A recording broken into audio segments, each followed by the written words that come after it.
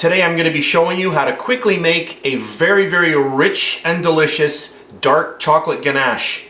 What we need for this recipe: dark chocolate. I've got 1 cup of dark chocolate here, and I also have 1 cup of heavy whipping cream. This is 35% cream.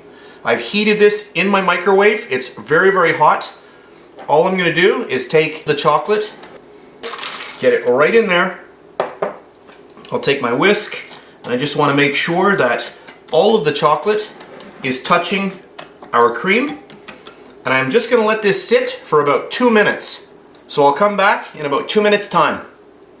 Okay, so this is about 2 minutes later. I'm going to grab my whisk, and I'm just going to slowly start circulating the cream and the chocolate together. The cream and the chocolate are becoming friends in a really nice manner. We didn't want to shock anything by getting in there and stirring right away. There's no need, just let everything melt up. That hot cream will slowly dissolve the chocolate, and then when you get in there with your whisk, it really makes this process really easy. Oh, it smells so good.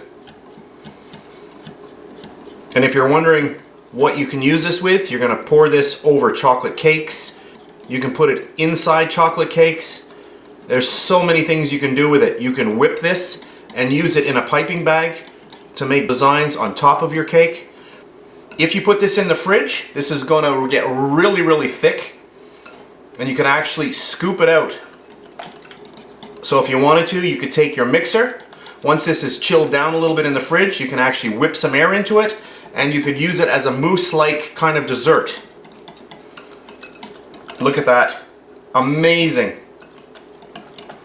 So that's how easy it is to make dark chocolate ganache. I hope you enjoyed this video, and I'll see you next time. And please subscribe to my BakeLikeAPro YouTube channel, and also click that notification bell to be alerted every time I upload a brand new video.